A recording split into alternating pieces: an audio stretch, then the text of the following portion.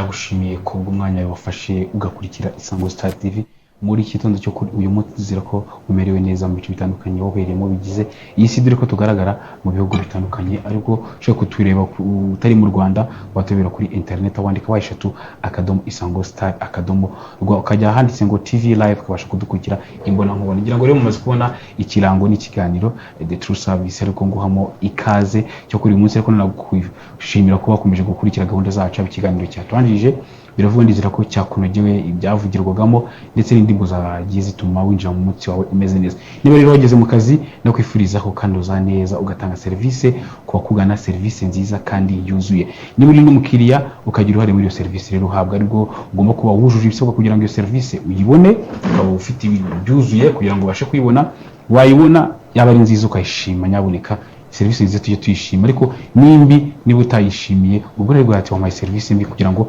amenye uburyo ki yakikosora yes niyo ntumbero y'iki kiganiro cyacu rero akomeze kumwe iki kiganiro ntabwo tuba turi kwenyine turi kumwe n'ibigo bitandukanye turi kumwe na Penda Africa Smart Services turi kumwe na Copedu Limited turi kumwe na Sina Gerard hara kuri entreprise ese urwibutso turi kumwe na MTN karero dusembere ko nyirango ndikona ko itangamatsiko tubigaze kugarukaho turi kumwe n'ikigo cya Copedu kigiye kureba hamwe bitangira service yewe n'udushya muri service batanga kugira ngo service batanga igende yorohera cyangwa inogira abagana iki kigo cy'imari ciritse turaba turi kumwe mu kiganiro nabo kugira ngo dusangize kuri service nshyashya bafite kugira ngo twebwe nk'abakiriya babo tunogerwe na service baduha kadutumikire rero abo badutumye mu buryo bucurangitse ubundi tugaruke twakira abatumirwa bacu bagiye kudufasha abaturutse muri Copedu ngira ngo mubona ko n'inyuma yanjye ni Copedu yes uyu munsi rero twambare Copedu kugira ngo twumve udushya twinshi badufitiye kugira ngo ibyo tubifuzaho birusheho kunaga tugendeye kandi mu ikorana buhanga kadutumikire rero abo badutumye ubundi tugaruke mu kanya twakira abatumirwa bacu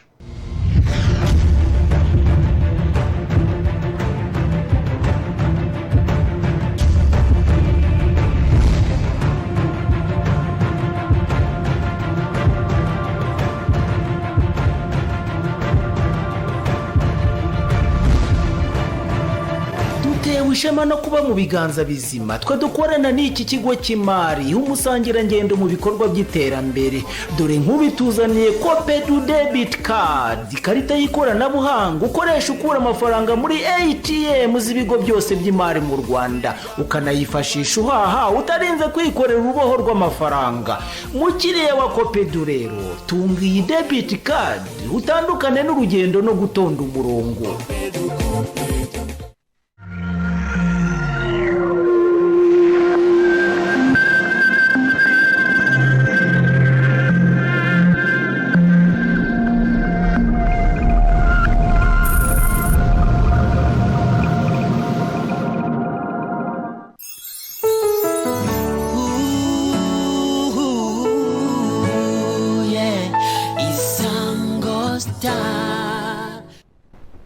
ni Isango Star TV rero ugikomeje gukurikira mu kiganiro The True Service twatubwiye ati turaza twakira abayobozi guturuka muri Copedu tugiye kuganira nabo ku mitangire service ndetse na service zabo cyashya badufitiye kugira ngo twege nk'abakiriya babo turusheho kunogirwa na service baduha tukaba twabakira mu kiganiro cyacu The True Service ikaze mu kiganiro cyacu mpereye kuboko ibumoso bwanjye ndi kumwe na Bugirimfura Jean Paul akaba ari umuyobozi wa Copedu ariko ishami ryo muri City Market kaze mu kiganiro cyacu yes nkomeje nubwo ni bumoso bwanjye Usengimana Jean d'Amour akaba ari umuyobozi usimbura ubwo ni usigariyeho gushinzwe ibikorwa byo kwamamaza ibikorwa bitandukanye bya Copedu ngira ngo kwa tugufite na amahirwe kuko service nshyashya mufite no ufite mu biganza kugira ngo uzimenyesha abakiriya banyu ikaze mu kiganiro cyacu rero urakoze cyane yes Copedu ni ikigo cy'imari giciriritse hari wenda mushaka kudukurikiye kuri ngo kwase Copedu ni ikigo cy'imari giciriritse gitandukanire he na banki kugira ngo urete dufasha ngo ni service mutango yango kumwe naho bitandukana na banki dusanzwe tuzi bisanzwe yego ikigo cy'imari byombi ni ibigo biba bitanga service zijyanye no gucuruza amafaranga ubwo tuvuge kubitsa amafaranga no gutanga inguzanyo ariko noneho banki nkuru y'igihugu igira ibyiciro igenda ibishyiramo ikabita izi ni banki z'ubucuruzi hanyuma nanone izi ni banki zitanga service ariko ku rwego rukiri mu iterambere cyangwa se mu buryo buciriritse Copedu rero ubu ngubu iri mu cyiciro twita societe y'ubucuruzi ariko noneho ikitwa ko ari Copedu PLC kuko ni ikigo cya rubanda cyangwa se ni societe publique. Yes, urakoze nawe n'udukurikiye yumvishe itandukaniro rya kuvuga ngo ibigo by'imari iciriritse cyangwa n'amabanki muri rusange. Aricyo twavuze ati service mutanga na service dushya muri service, ngira ngo ngiye kuri bana Jean Paul, ni nkatuhe dushya mufitiye abanyarwanda cyangwa abakiriya banyu kuri ubu ngo utari kwisonga. Mpereye nko ku cyo warubaje cya mbere, wenda nicyo nakunganira mugenzi wanjye, ni ukuvuga ngo ibigo by'imari bitandukanye wenda za banki n'ibigo by'imari biciriritse, ni ukuvuga ngo muri sosiyete tubamo yaba mu Rwanda ndetse n'ahandi, usanga abantu bamwe bitinye bavuga bati ese twajya muri banki gute, yari ahantu twahinjira gute ko bisaba ibintu bikomeye. Ubwo rero muri bwa buryo yasobanuye ati banki nkuru ibishyira muri za kategori, ni ukuvuga ngo ba bandi batoya babona banki bakabona ni ikintu kiremereye, Copedu nayo iba ihari nk'ikigo cyabo cyabagenewe, bibi 10,000 bibi 1,000 bibe ibiceri 100 angahe, abo nabo ntabwo bahejwe kuri serivisi z'imari. Niyo mpamvu bakita ikigo cy'imari giciriritse rero, ni ukuvuga ngo nta guheza ngo ngewe ndi muri kategori n'iyi buriya ntabwo najya muri banki, cyangwa se buriya sinakorana n'ikigo cy'imari, hari ahantu se bakorana n'abantu b'ibigo binini b'abacuruzi banini. Ni ibyo ngibyo rero bituma habaho ibigo by'imari biciriritse, za institution de microfinance, hakabaho na za banki nini nyine banki commerciale cyangwa se izindi banki z'ubundi bwoko. Ngarutse ku dushya dufite muri Copedu, Copedu nubwo ari ikigo cy'imari giciriritse nk'uko mwabivuze, yageneye abayigana n'abakiriya bayo serivisi bashobora no kubona muri bya bigo by'imari twavuze binini muri izo za banki. Nk'ubu ngubu dufite ikarita yo kubikuzaho iyo bita debit card. Iyo karita umukiriya wa Copedu ashobora kuyijyana mu cyuma kibikuza amafaranga icyo ari cyo cyose, akahabwa amafaranga uko abishatse. Ashobora no kujyana mu masoko cyangwa se mu maguriro akoresha ibyo bita POS, iyo karita akaba yayishyiramo agahaha nta macaje yandi bamuciye, ariko ubuntu bakamubitewe akishyura bitewe n'ibyo yaguze, nta zindi sharije yishyuye. Ibyo ngibyo ni mu buryo bwo korohereza abatugana, babandi nubwo bari muri kategori iciriritse ariko nabo bakagira uburyo bagira smartness, bakaba babona izo serivisi. Ikindi dufite hari icyo bita push and pull, ni ukuvuga ngo ntibikiri ngombwa kuba ukeneye amafaranga runaka ngo uze muri banki cyangwa ugiye kuyabitsayo. Ushobora kujya ku mu agent wa mobile money ku muhanda ukamubwira uti dore bino 100 byanjye shyira kuri telefone, urabizi ko kubitsa ari ubuntu. Noneho ukajya muri telefone yawe ugaca muri serivisi za banki uko byagenwe n'izo sosiyete z'itumanaho, ukohereza amafaranga yawe kuri konti muri Copedu. Ibyo ngibyo ni kimwe no kuyabikuzamo. Ushobora nabwo kuba uri saa 5 z'ijoro banki zafunze, iya karita ya debit card sindayitunga, nta hantu ushobora kubona amafaranga, ugaca muri bwa buryo navuze ugakura n'amafaranga kuri konti yawe ukayishyira kuri mobile money ukaba wayabikuza. Ibyo ngibyo urumva rero ni uburyo bwo kunoza ikoranabuhanga. Copedu ntabwo yasigaye inyuma, n'ibindi birimo biraza, hari n'indi mishinga myinshi myiza iri imbere turimo turategurira abakiriya bacu. Urumva ari icyo ngicyo dufite muri iyi minsi twasangiza abatugana. Urakoze cyane bwana Jean Paul. Dukurikiye kuri Jean Damour, yatubwiye service cyacyo mufite ebyiri, harimo debit card ngira ngo no mukanya muri publicité amaze kwibona, n'abakurikira cyo kiganiro bajya bayibona, na push and pull. Ako tugarutse kuri debit card, umuntu ashobora kwibaza utarayikoresha, ese ikorite uyemerewe ninde?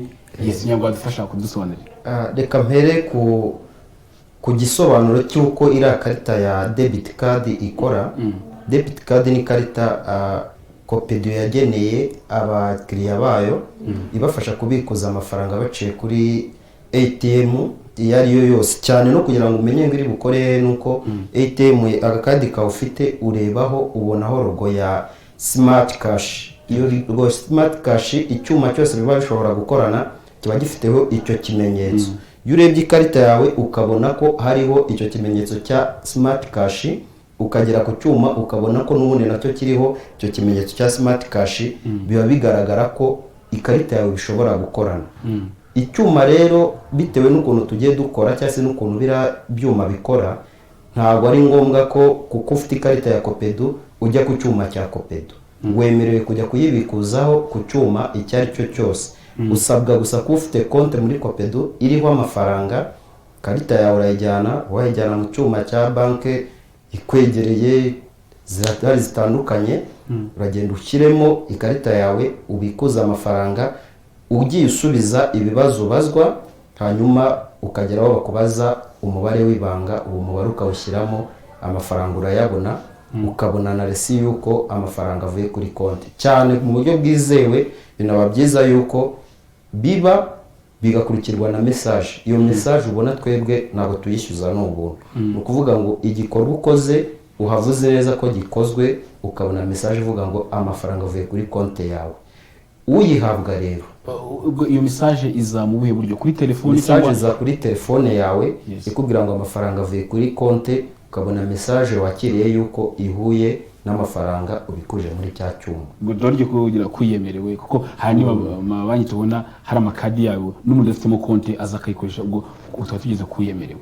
Uwemerewe iyi karita ya Copedu n'ufite konti muri Copedu. Ufite konti muri Copedu araza akuzuza amafomu cyangwa se inyandiko zisabwa kuzuza, amafishi asabwa kuzuzwa kugira ngo imyirondoro ibihuye, telefone ye ibihuye na mobile banking cyangwa se ibe yandikishijwe mu kuba yabona iyo message, agakora komande y'iyo karita imugeraho bidatinze, nibura mu minsi 3 aba yayibonye. Iminsi 3 y'akazi. Yes, urakoze cyane Jean Marcyo garetse ati iminsi 3 aba yayibonye. Nibarije Jean Paul, ikijyanye no n'ikiguzi kuyigura igomba gukoreshwa n'umuntu ufitemo konti muri Copedu, kugira ngo n'udukurikiye wese ayifuza iyo karita yagana Copedu agafunguzamo konti akabasha kubona ikarita kuko ikora ku byuma byose byinshi cyane igenda ikora, kugira ngo rero umuntu ayibone ikiguzi cyo kuyigura nangahe. Iminsi twabonye ko ari 3 ntago ari nyinshi, ikiguzi nangahe rero niyo ngiye nyifite ngiye kubikuza bankatangahe ko mbikuje akoze. Murakoze cyane. Ikiguzi cy'iyo karita ni amafaranga 5,000. Iboneka muri iyo minsi 3 nyine twavuze, noneho ukaba wajya kubikuza bagukata amafaranga 400 mu cyuma icyo ari cyo cyose gikorana n'iyo serivisi ya smart cash batubwiye. Ubwo ayo 400 ku mafaranga ari so ugiye kubikuza, nawe ugiye kubikuza 100,000, 10,000 bakata 400. Amafaranga 400 niyo ya serivisi akurwaho mu buryo bwa maintenance y'ibyo byuma nyine ni ikiguzi cyateganyijwe. Dufate urugero nyiguze kuri uyu munsi turi mu kwezi kwa 7 muri 2019, irangira ryari? Isi irarangira cyangwa irangira? Iyo karita igira igihe cy'imyaka 2. Ubwo imara imyaka 2? Ni imyaka 3. Igezongera anyunganiye ni igihe cy'imyaka 3. Ikorana n'ibeshye gatoya ni igihe cy'imyaka 3 imara. Yes. Ubwo byumvikane ko nyiguze muri uyu mwaka yazarangira mu 2022. Yego ni. Yes, urakoze cyane. Ngira ngo rero nawe niba udukurikiye mwaka kanyu kaba ucifuza guhabwa service nziza kandi yuzuye, no gusaba kuba wajya gufunguza konti muri Copedu. Wamara gufunguza konti muri Copedu rero ukigurira niyo karita ya Copedu debit card kugira ngo ujye ubasha kubona amafaranga mu buryo bukoreka. Tsoe akaroko ako twumva umukiriya, twumva umwe mu bakiriya ba Copedu, ibyo avuga ashima kuba yakutangiranye Copedu cyangwa akoranye na Copedu byamufashije gutera imbere, ko ibyo dukora umunsi ku munsi kugira ngo abakiriya bacu twifuza ko batera imbere. Dusabe rero kirimo iyo clip yerekana umukiriya wa Copedu avuga ibyiza Copedu yamugije ubutse kwereke mu kanya. Kwizigama byumva neza kuko nibyo bidufasha kugira ngo tugere aho tugera, twiteze imbere, dutere indi ntambwe, umuntu ava aho yarari agira ahandi hantu agera mu bijyanye n'ubukungu cyangwa se mu mibereho ya buri munsi. Ahangaha kwizigama kwanjye byambanye ahantu hanini, kubera ko natangiriye ku tuntu dutoya nizigama amafaranga makeya umuntu adashobora kwibikira mu rugo. Waba ufite amafaranga 1000 ukagenda ukayashyira kuri konti, waba ufite 2 ukayashyira kuri konti, ukaza gushiduka amafaranga yagize igiteranyo kinini, ukagira akantu gakeya uheraho hamwe na banki nayo ikagufasha. kopedu yaramfashije cyane kuko ntangira kwizigama nari mfite amafaranga makeya atuzuye igishoro cy'ibyo nashakaga gukora, ariko kubera ko natangiye nizigama bangiriye inama ndagenda nsaba inguzanyo baha abadamu iciriritse itarengeje miliyoni, nongeraho make nayo maze kwizigama ntangira gucuruza. Ubu mfite ubucuruzi bw'inkweto kandi buragenda neza, kandi nabitangiriye kuri iyo nguzanyo kopedu yampaye iha abadamu kugira ngo bitinyuke batangire gukora.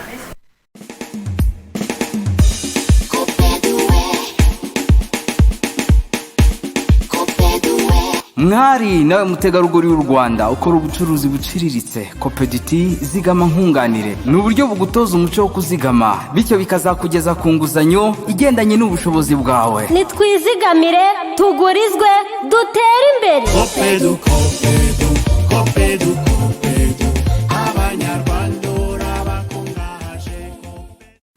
Yes, turacyari mu kiganiro Digital Service, ngira ngo wiyumviye uwo mukiriya wa Kopedu avuga ibyiza yamugejeje kuva batangiranye kuri zikuru.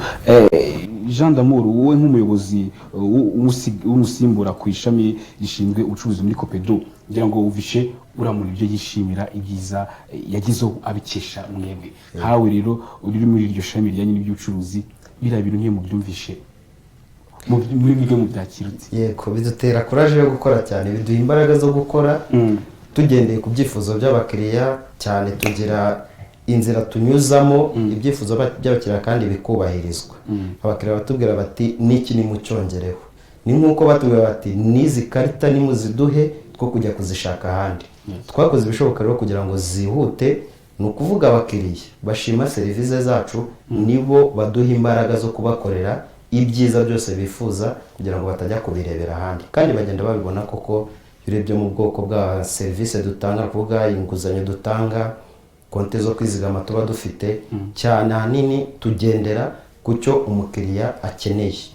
Yes, birumvikana ko umukiriya ni ku isonga. Noneho fatora mushaka kudukurikira muri kano kanya akanogerwa n'indi serivisi nshyashya mu bufitiye, kuvuga ati iyo gufunguza konti muri Kopedu mfate ni ikarita Kopedu debit card.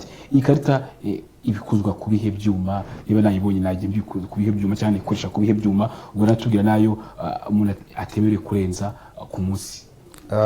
Nk'uko biteganyijwe, ikarita ibikuza ku cyuma icyo ari cyo cyose kigaragaraho ikimenyetso cya smart cash. Ni ukuvuga nujya ku cyuma cya beka uraza kureba ku ikarita yawe urebe ko bihuye n'uko icyo cyuma ugiye kubikuzaho kiriho kiriya kimenyetso cya smart cash, birahita bikubwira yuko ikarita yawe ishobora gukora muri icyo cyuma. Nta mubare rero, nta byuma tumaze kugira twavuga ngo iki ngiki birabujijwe. Icyo ari cyo cyose wajyaho ugasangaho ikimenyetso cya smart cash, ureba ku ikarita yawe hari ikimenyetso kiriho hasi cyanditseho smart cash. Iyo urebye ugasanga icyo cyuma nacyo gifite ibyo bimenyetso, kuko icyuma cyose gishobora gukorana n'iyo karita ya debit card kiba kigaragazaho n'ikimenyetso cyangwa cyo twita logo. Icyuma icyo ari cyo cyose uba ushobora kukibikuzaho mu gihe ikarita yawe yakweretse ko icyo cyuma yabasha kujyamo. Ikindi abantu bakwiriye kujya bareba neza ni uburyo bwo gushyiramo ikarita. Hari aho umuntu ashobora gushyiramo ikarita atayishyizemo mu nzira nziza ikwiriye kunyuramo. Hari umutwe w'ikarita, hari ahagaragaraho akamenyetso kameze nka simukadi tumenyereye, byereka umuntu aho akwiriye kuyishyira. Hejuru n'akavi agafresh kerekana aho bikwiriye. Hari uba ashobora kugenda yashyira mu cyuma yayihindukije agatekereza yuko iyo karita idakora. Hari ikindi abantu bakunze kwibeshyaho, buriya iyo urimo kubikuza hari amasogonda udakwiriye kurenza. Hari umuntu ujya ku cyuma agasanga arimo gushyiramo iyo karita, arimo gushyiramo umubare w'ibanga, ariko anibereye kuri telefone. Amasogonda bikwiriye kumara agasanga amushiriyeho, kandi nanone ntabwo uba ukwiriye guhatiriza inshuro zirenze 3. Ni ukuvuga iyo ushyizemo ikarita cyangwa se ushyizemo password iyo uyishyizemo umubare w'ibanga, iyo ushyizemo inshuro zirenze 3 usubiramo, icyo gihe ikarita yawe icyuma gihita kiyigumana, bikagusaba kwegera banke ishobora kuguha icunga cya cyuma, cyangwa se ukaza kuri Kopedu kugira ngo turebe ukundi tugufasha ya karita ikugarukire. Iriya karita rero iba ishobora gukora mu byuma ibyo byose bigaragaraho iriya smart cash, ariko nanone iba ishobora no gukora kuri POS izo arizo zose. Twari dufite abakiriya bagira impungenge, akajya kuri sitasiyo kunywa esanse, akajya guhaha muri alimentation runaka, irimo kara kamashini twita POS. Biba bishoboka ko ugenda ugashyiramo ikarita yawe ugahaha ibyo wahahaga, amafaranga ugatanga ikarita bakayakuraho ukoresheje ijambo ry'ibanga cyangwa se umubare w'ibanga wawe, hanyuma ibyo byo nta n'ikiguzi kindi. Twavuze ko kuri transaction cyangwa se kuri operation ukoze ukoreye ku cyuma icyo ari cyo cyose cya ATM yo ni 400, ariko ubu ngubu noneho kuri POS yo nta kiguzi. ubwo ni ubuntu. Yes. ubwo ikizwa rituye kureho ayo umuntu atemerewe kurenza ku munsi. Ikarita ubundi iyo ubikuje rimwe ibyuma byinshi dufite ntabwo uba ushobora kwita urenza 200. Hari igihe rero biba byashyizeho limite, ariko ubu kuri iyi nshuro nibura twaba tuvuze ko ubikuje uko ukizemo ikarita utarenza 200. Inshuro rero nanone biterwa n'icyuma wagiyeho. Yego. Iyo biterwa n'icyuma wagiye ubwo ni nk'ibisanzwe. Ikindi nagira ngo mbere ko dufata akaruhuko dukurikira abanyamuryango ba Copedu bishimira ibyiza bagizeho, ubwo tumaze kubona ukiriya, ariko turebe abanyamuryango ba Copedu ibyiza bagizeho. Ngira ngo mukunoze ya service iyo umuntu mugiye kumuhira karita, ndizera ko mugira n'akanya gato muganire mu mwigisho ukuntu igomba gukoreshwa. Yego, tumuha n'amabwiriza yanditse, ntabwo tubivuga ngo bibe amasigara cyicaro. Tumuha amabwiriza yanditse tukamusobanurira, agasoma akabyumva neza, aho afite ikibazo akakibaza, tumusobanurira bishoboka byose, cyane ko no kuri iriya karita ashobora no kugira ikindi kibazo agira yaramaze kuyakira. Inyuma hariho nimero ya telefone ihora kuri rezo ashobora kwitabaza, ariyo 20 12 2012. Igihe yaba agize ikindi kibazo agira, abashobora guhamagara kuri iyo nimero akavuga ati hari ikindi nibajije, mbuye n'iki kibazo runaka, karita yanjye ifashwemo, ndabikuje wenda bitewe n'amarezo ahari cyangwa se n'ibibazo biri mu kirere by'amarezo, bikuje amafaranga ariko ndabona ntahise nyabona. Icyo gihe tuba dushobora kumufasha, ariko ibyo ubundi ntabwo bikunda kubaho. Yego, aho ni igihe byaba bibaye bitunguranye. Yes, urakoze cyane. Ngira ngo rero wowe dukurikiye ukaba wifuza gutera imbere ukagira ejo heza cyane kandi ukagendana n'ikoranabuhanga, nakwifuriza kujya gufungura konti muri Copedu maze ukifatira iyo karita ya debit card. Kasoro akaruhuko gatoya dukurikira abanyamuryango wa Copedu bishimira uko ibyiza bagize. Mutugaruke mu kanya mutusobanura no kuri push and pull. Yego. Dufite rero ikizere gikomeye cyo kugera ku rwunguko runini cyane. Ngira ngo mwana bibonye ko urwunguko tuzarwongeraho 71%, kandi tukaba tubona ko bishoboka. Ni igipimo kidasanzwe, ariko tukaba twaragiteganirije, twaragiteguriye mu mwaka ushize. Muri ibyo bikorwa rero ni ibikorwa twashyizemo imbaraga. Igikorwa cy'ingenzi ni icyo guhindura ikoranabuhanga dukoresha. Uko twarihinduye bikaba biriho bitwemerera gutanga serivisi inoze, irimo ko tugiye gukoresha ATM, tugiye gukoresha abagent. Ibyo byose bigamije kongera abakiriya. Uko rero abagana Copedu, abakiriya bagana Copedu bagenda biyongera, ni nako urwunguko rugenda rwiyongera. Birumvikana rero ko ibyo bikorwa bishya bizaba byinjiyemo muri 2019 na nyuma, ni ibikorwa bishya bizongera mu buryo budasanzwe urwunguko. Kugeza ubu iki kigo cy'imari Copedu Limited gifite abanyamigabane basaga hafi 15,000. Kwakira abandi banyamigabane bashya muri iyi banki birashoboka, ariko kandi binyuze mu mirongo yemeranyweho n'abagize inteko rusange y'abanyamigabane. Copedu, cya kigo cy'imari cyiyemeje kudukura ku nkeke y'ubukene, kititura iwawe. Nk'umunyamuryango wa Copedu, izigamire nibura amafaranga 100,000 buri kwezi, bityo nugeza kuri 30% by'agaciro k'inzu wifuza, Copedu kugura izasigaye maze uture iwawe ujyane n'abandi mu cyerekezo. Kwishyura si cyo kibazo, kuko wabikora kuva ku mwaka umwe kugeza kuri 15. Mukoresha, shishikariza abakozi kwizigamira muri Copedu, bature batekanye, bityo batubura umusaruro ku murimo.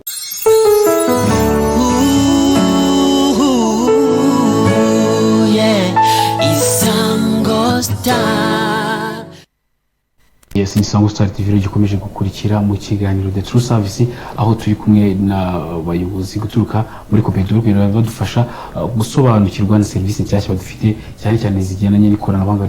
Tubabwira ati ikoranabuhanga ryihutisha serivisi, aricyo nabo babigezeho barabimenya bafatiye mbere kugira ngo tugerwe na serivisi baduha. Tubwo rero nawe wicaye umva wifuza ibyiza, nakwifuriza kujya gufunguza konti muri Copedu maze nawe ukibonera ibyo byiza bya Copedu. Tukiri kumwe hano mu kiganiro twavuga ko uri uza kuduha igitekerezo, waba uciye ku murongo wa telefone waduhamagara kuri nimero 0785832462 ko wanatanga n'ubutumwa bwawe unyuze kuri WhatsApp kuri 0788249824 wanatwandikira kuri Facebook wanditse Isango Star 94.5 FM official ukaduha igitekerezo cyawe na cyangwa ukagira icyo wiyoriza abatumwe dutanga mu kiganiro cyacu. Tukiri kumwe Bwana Jean Paul, nari tugiye tuvuze ati turazonera service ya kabiri ya push and pull. Push and pull bishatse gusobanura iki? Kuko hamushobora kudukurikira muri aka kanya akibaze Copedu debit card yamaze kwisobanukirwa kari karita yamufasha kujya guhaha cyangwa kubikuza amafaranga ku byo bitandukanye mu gihugu hose. Ingi push and pull umuntu dukukima kanya kugira ngo ayisobanukirwe n'ikimwe mubwira. Push and pull ni uburyo bwo gushyira amafaranga kuri konti yawe ndetse no kuyakuraho hifashishijwe telefone. Ibikorwa bite rero? Abantu benshi bagomba kuba bandikishije muri mobile money kugira ngo service ikunde.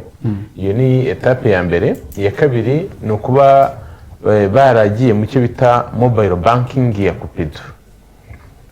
No kuvuga ngo kugira ngo izo service zikunde nuko ibyo bintu byose biba bihujwe, iyo mirongo yombi mobile money na mobile banking ya Copedu.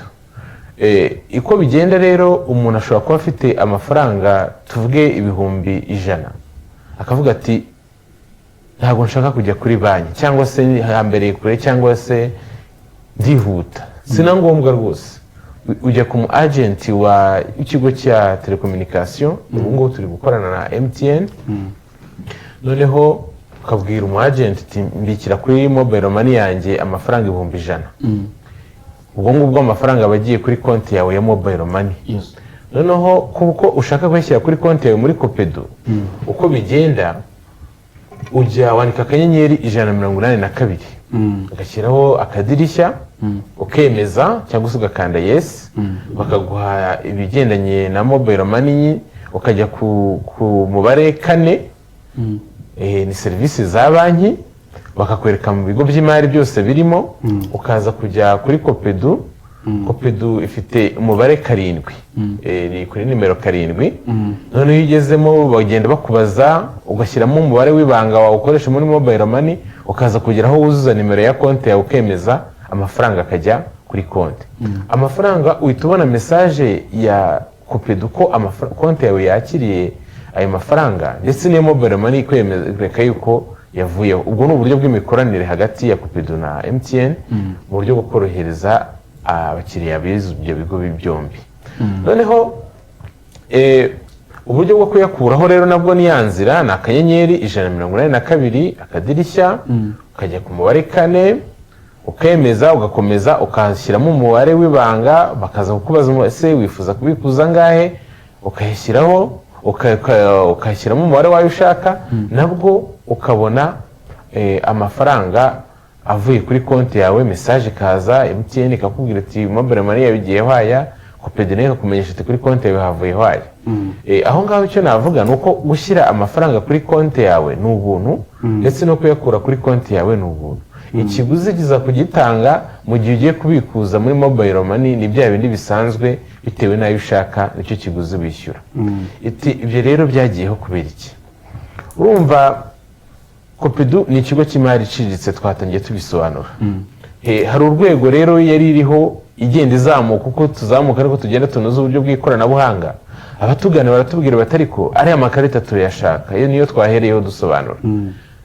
Ariko tukaza kugera aho akavuga ati hari n'igihe umuntu aba ari kure y'icyo cyuma kibikuzwamo amafaranga kandi akeneye iyo serivisi yihuta. Murabona ko aba agent bari iwacu aho dutuye, bari aho dukorera ahantu hafi. Bati none se nkeneye 20,000, nkeneye 30,000, ni ngombwa gukora urugendo ngiye gushaka ahantu hari icyo cyuma cyangwa se njye kuri banki. Ashobora kuyakubona muri ubwo buryo bwa push and pull, akaba yahabwa ayo mafaranga. Icyo cyatumye rero dushyiraho izo debit card ku bantu bashobora kubikuza, bashobora guhaha, ndetse na wa wundi ushaka 3,000 wa wundi uri muri karitsiye wa wundi uri ahantu kure akaba yabasha kubona amafaranga ye kuri konti cyangwa akayashyiraho akoresheje ubwo buryo, kuko izo serivisi za agents ziri ahantu henshi hatandukanye mu gihugu. ukiri aho ngaho Jean Paul, amafaranga nayafashe nyavanye mu mufuka wanjye yashyize kuri mobile money yanjye ndayohereje nyikize kuri konti yo muri Copedu yagezeho. Hari igihe ngeze hariya nifuje tike wenda ngiye mu ntara yageze kuri konti kugira ngo ave kuri ya konti yo muri Copedu agaruke kuri mobile money nyerotire, aho nanone ndasubira ku kanyenyeri 142 cyangwa ndanyura muri systeme yindi ya Copedu. Ukugeza ubu ngubu ubwo buryo bwa push and pull kubukora uca kuri ako kanyenyeri 182, ariko hari ubundi buryo urumva ibikorwa by'ikoranabuhanga birakomeza. Sinzi niba navuga imishinga iteganyijwe mu gihe kiri imbere, ariko hari ibyateganyijwe by'ubundi buryo nabwo ushobora kuzajya uca muri serivisi za Copedu utabanyuze mu buryo bwa mobile money. No kuvuga ngo duhereye muri push and pull tugeze na debit card, vuba ngaha turashyiraho aba agent, hari n'uburyo bwa internet banking nabwo bushobora gukoreshwa muri byose, no mu buryo bwo korohereza umuntu umukiriya wa Copedu kuba yabona serivisi z'amafaranga akeneye bitamugoye. Yes, ndamwunganira ko nasubiza ku kibazo naringiye kubaza na Jean Damour, kugira ngo umuntu ayikoreshe iyi push and pull bisaba iki? Ikindi amafaranga ntarengwa muri iyi service agomba kuvuga ati ntiwemereye kurenza wenda 200,000, 500 cyangwa miliyoni. Ubwo na ikindi ruze kunsubizaho ngiye kwifatanya n'ibitatu murateganya gukora n'indi kuko muri korana na MTN kandi dufite hari n'abakoresha Airtel na Tigo, bo mwabatekereje iki?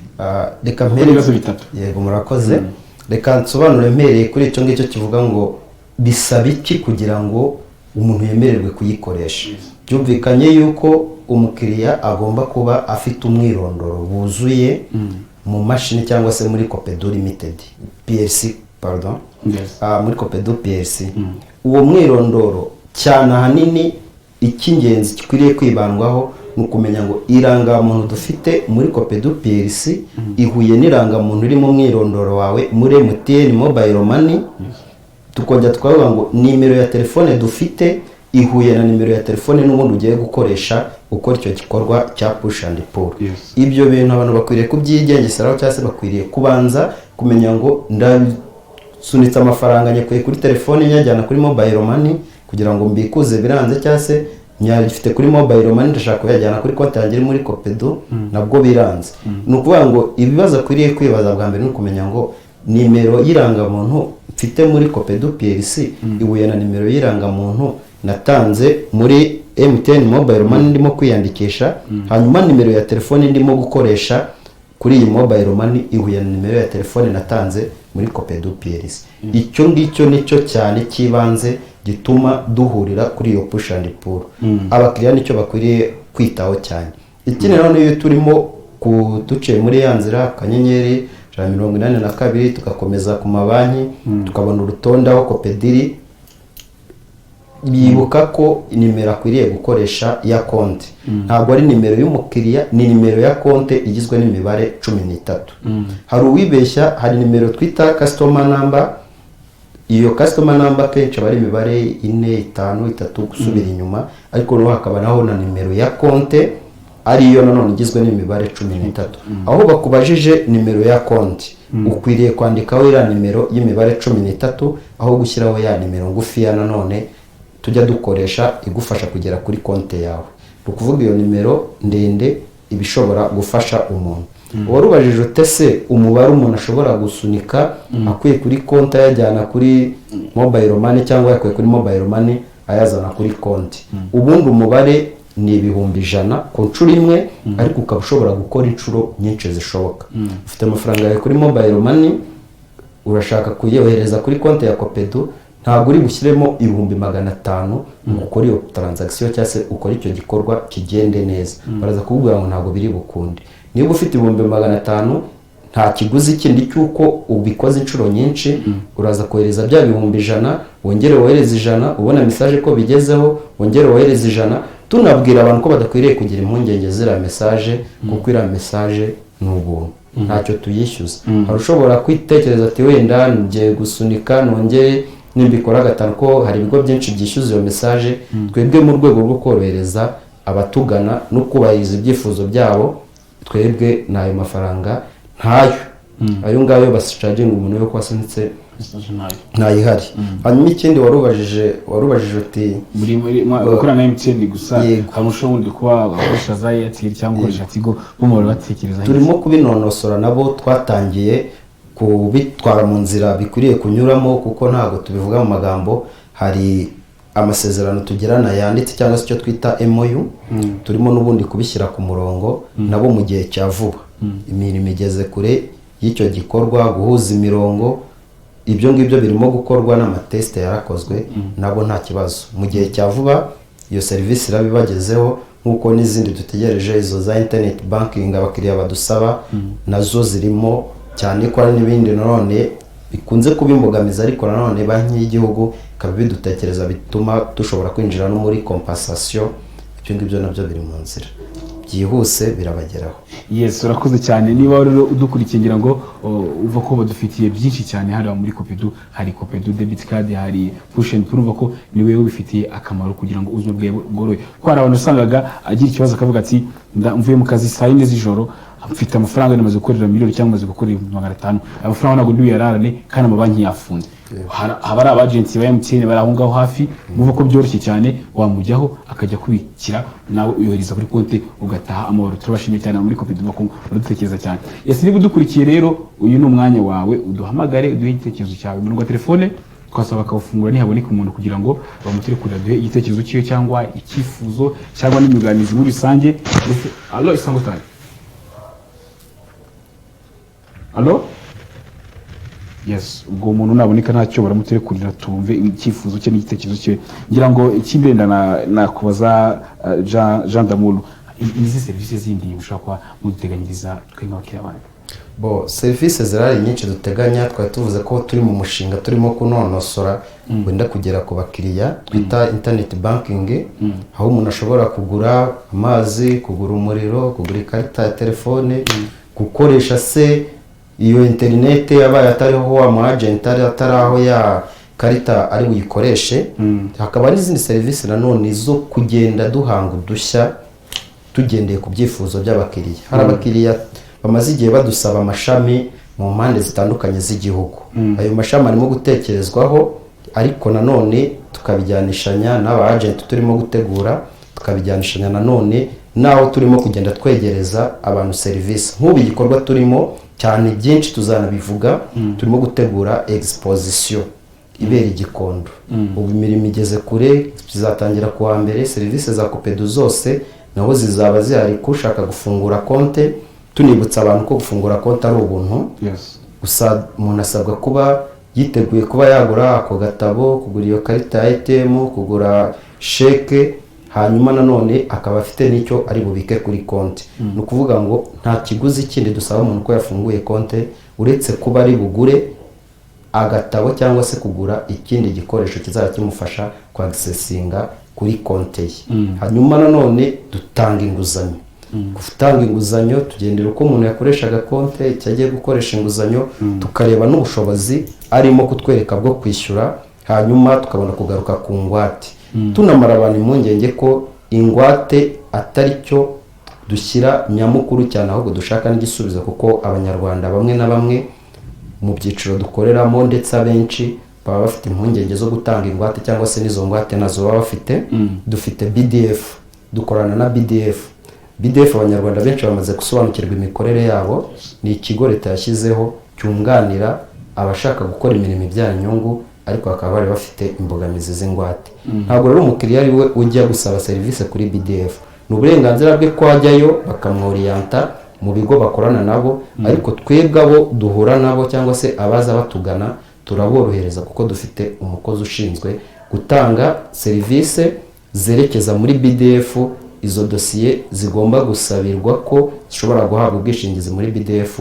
dufite abakozi babikoraho, umukiriya agahabwa serivisi bitamugoye. mu bindi rero dufite muri iyi minsi n'ubundi bije bihurirana nuko n'ubundi dukomeje gutanga serivisi twita y'inguzanyo y'umurabyo uratinda. Inguzanyo y'umurabyo uratinda tuyitanga mu gihe gito gishoboka. Ni inguzanyo ihabwa umukiriya usanzwe afite inguzanyo iwacu, ariko noneho akagira impamvu ituma abonye isoko ryo gukora, afite ibicuruzwa ashaka gukura mu misoro bigomba gusorerwa za gasutamo n'ibindi, afite se ubuhinzi yakoze, ashaka ifumbire, ashaka umuti, ashaka gutunganya umusaruro, cyane nk'abahinzi b'i Rwamagana tunabashimira ko dukorana neza biriya bice by'uburasirazuba byose, kuko Copedu ifite n'ishami Rwamagana, tukababwira ko ibyiza byinshi bigiye bihari, baze batugane dukorane, cyane ko nta n'umuntu dutuma umushinga, umukiriya atekereza ibyo uko akeneye kubikora, akaza natwe tukamufasha kubinonosora ku buntu. Nta kiguzi dutanga cy'uko tumubwiye ngo natuzanira umushinga, nta mushinga dukenera, ahubwo araza tukabiganira tukamufasha, iyo serivisi itangirwa ubuntu. Hanyuma rero Copedu ifite amashami mu bice bitandukanye, wenda reka tuvuge nanjye kubaza ese buri muntu wese mu karere dufite turere 30 buri karere kose umuntu yasangamo ishami rya Copedu, kugira ngo dushobora kudukurikira aka kanya wenda aherereye Rusizi za Nyagatare akaryoherwa na serivisi za Copedu ati kajye gufunguzamo konti ya buri karere kose yayibonamo. Ubu ngubu ntitwatinya kuvuga ko serivisi yibanze yayibonamo mu gihe dufite push and pull, kandi nanone dufite debit card. Kubitsa birashoboka, kubikuza birashoboka, aba agent mu gihe cya vuba kiribira bibagezeho, ariko noneho ahari amashami abafite ibyicaro bashobora kwakira nabo b'inguzanyo. Dufite ishami hano mu mujyi wa Kigali, duhereye muri iyi nyubako ya Kigali City Market, tugakomeza muri Chic naho harimo ishami, tukajya Rwandex naho icyicaro cya Copedu kiri, naho hakorera n'ishami ryo ku cyicaro gikuru, twakomeza ni Remera hari hafi ya Feruje ku nzu dukunze kuvuga ko ari y'abaporoso cyangwa se abangirikani. Hariya naho kuri St Peter's House turahakorera, tugakomeza ku Murindi, muri ririya soko ryubatse ku Murindi naho Copedu ifitemo ishami.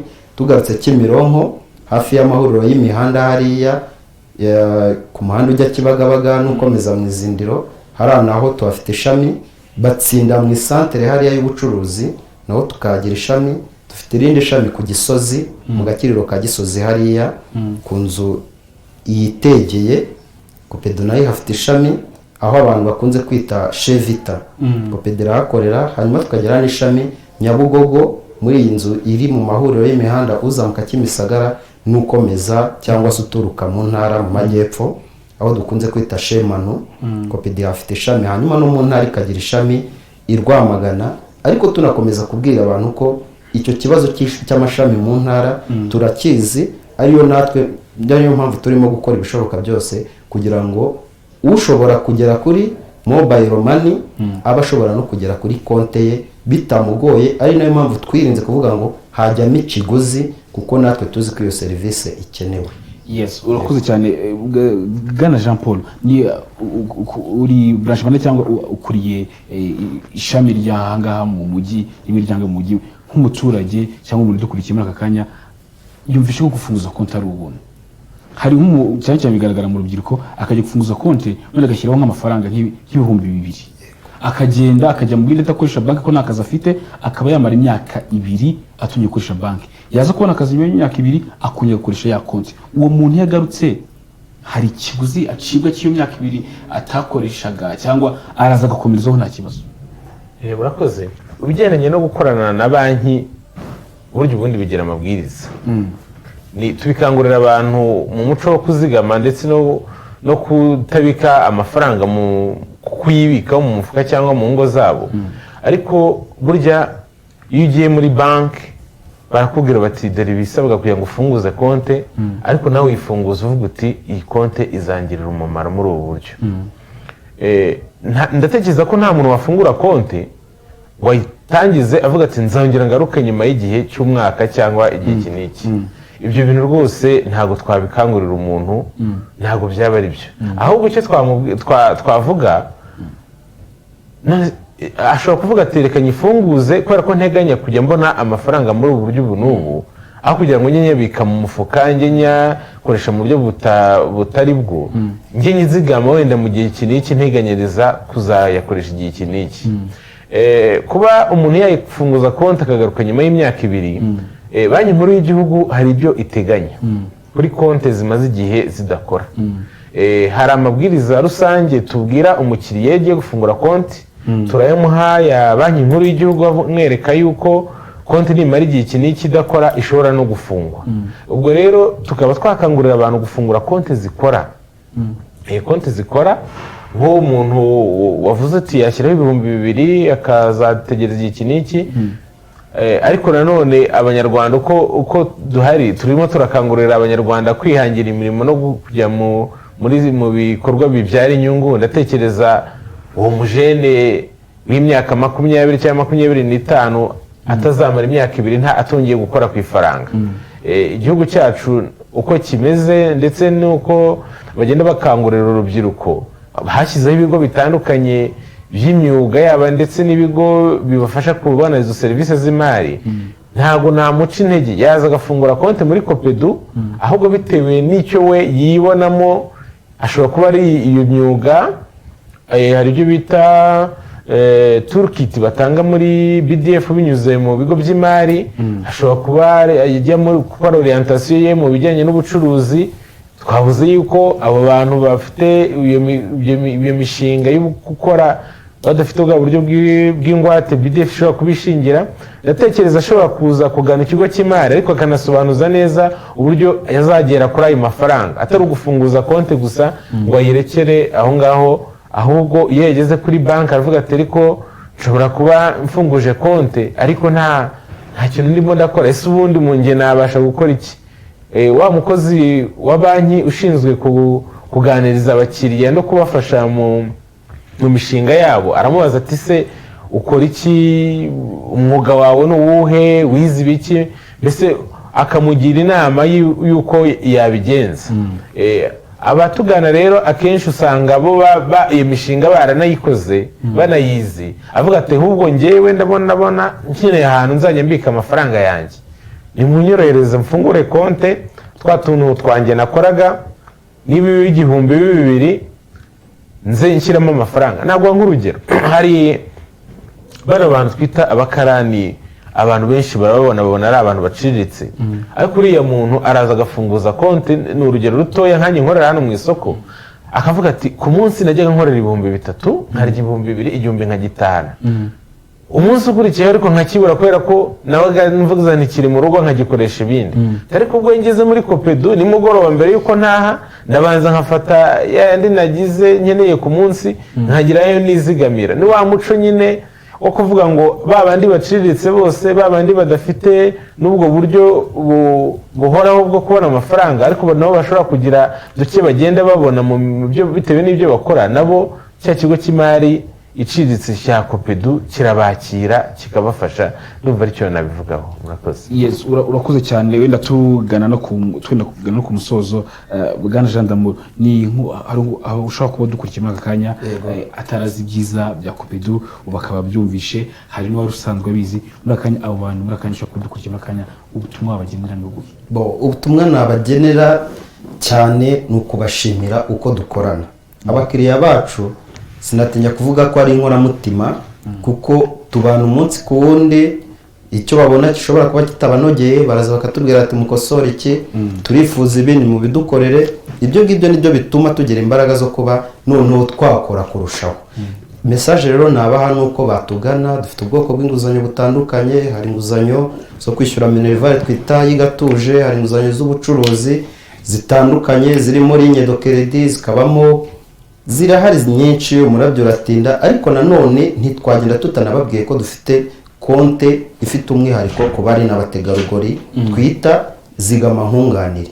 Iyo konte ya zigama nkunganire tunashishikariza abari n'abategarugori kwitabira Copedu, kuko ni ikigo gifite umwihariko ku bari n'abategarugori. Kuva cyatangira gukora kugeza n'uyu munsi, abari n'abategarugori niyo ntego y'uko iyo banke cyangwa se Copedu ikwiriye kuba banki y'icyitegererezo y'abari n'abategarugori muri Afurika. Niyo viziyo yayo. Nuko bashishikariza rero kuza kureba serivisi zifite umwihariko zirimo nk'iyo ya konte twita zigama nkunganire, ariho umudamu azigama amafaranga kuri konti uko agiye ayabona bitewe n'aho amafaranga ageze, tukazayagenderaho tuyafata nk'uruhare rushobora noneho kumufasha guhuza na BDF hanyuma akabona inguzanyo tukunze kwita tinyuka. Iyo nguzanyo dufata ubwizigame tukahuza na BDF hanyuma kimwe cyari ingwate kikaba kivuyeho iki kibazo cyo kuvuga ngo ntangwate nari mfite. Bitabire rero serivisi zacu, hari imirongo bashobora guhamagara, hari ruwo nuriya twavuze 2012, hari no kwegera amashami yacu. Dufite n'abakozi abo twita aba marketers basohoka bakajya mu bakiriya bakabasanga aho bakorera, abacuruza tukajya mu bigo byabo aho bakorera, niba ari abakorera ukwezi cyangwa se n'abikorera ariko bafite ibigo bakoreramo, abo ngabo tubageraho tukabasobanurira serivisi. Aho rero babona umukozi wa Copedu baba bashobora nanone kumusobanuza, kimwe nuko nanone bashobora kwerekeza ku mbuga zitangirwaho serivisi mu buryo bw'ibitekerezo cyangwa se kuba babaza. Dufite website ya Copedu ariyo www.copedu.plc.rw. Iyo ni website ushobora kujyaho ukabona serivisi dutanga tutavuze byinshi. Dufite na Facebook nayo wakandikamo Copedu PLC. Tugira na YouTube ducishaho ibiganiro nk'ibi ngibi turimo kuvuga, nayo ni Copedu rwa. Hanyuma nanone tukagira n'abo bakozi bagenda bajya mu mashami atandukanye. Yego. Wenda tugana no ku musozo, hari iki cyumugizwe koko ku mashami yagiye atandukanye, hari abakozi bashobora kuba bafasha yaba ari umujene uzanye icyo gitekerezo cyangwa undi wese uzanye igitekerezo. Kugira ngo mbaze bwana Jean Paul, mu amashami yose uwo muntu arahagaragara ku buryo ushobora kuba dukikimura akakanya akigira icyo gitekerezo, ishami ryose yajyaho yasanga uwo muntu. Dusoze nibyo Copedu amashami yose akora kimwe. Ishami ryose wagana ufite igitekerezo, ushaka gufungura konti ari kuvuga uti ese ndafungura konti mukora mute, umunsobanurire ko nkora ibi nibi, se twazakorana ko mfite umushinga ukora ibi nibi bimeze bite. Uwo mukozi ahoraho arahari ushinzwe kwakira abo bakiriya. Yes, tubashimire tunasaba ko niba nta muntu ku murongo wa telefone twasuza nta muntu ku murongo twasuza turi kumwe na Bigirimfura Jean Paul. Jean Paul akaba ari umuyobozi mukuru w'ishami rya Copedu ngaha muri City Market ngo n'indi soko ngaha cyo mu mujyi wa Kigali. Niba rero hano hafi ukaba wifuza kuba wafunguza konti muri Copedu, rero kiranga muri isoko rya Nyarugenge muri etage uje ku murongo yo mu banki ubaza ati Copedu ikorera he, bahita bahagutungira rutugi. Turi kumwe rero na Sengimana Jean Damour akaba ari umuyobozi wo musimbura mu ishami rishinzwe ishami ry'ubucuruzi muri Copedu. Tukaba twabashimira kwa mwitabira icyo kiganiro. Murakoze cyane. Yes, twifuza no gukomeza gutanga serivisi inoze munaduha ibyiza nk'abakiriya banyu. Yego. Yes, kashimire abo badufashe kugira ngo icyo kiganiro kibageraho kimeze neza. Kuri kamera hariho Olivier Baganizi ndetse no kubanga ibyuma hari fisi kugira ngo aya mashusho n'amajwi bibagireho bimeze neza. Njye na Risibo Eugene mukomeze kunogerwa na gahunda za Isango Star TV. Mugira amahoro y'Imana, muhahe muronke ayo mwabonye kandi muyajyane muri Copedu kugira ngo mwiteze imbere. Murakoze, mugira amahoro y'Imana.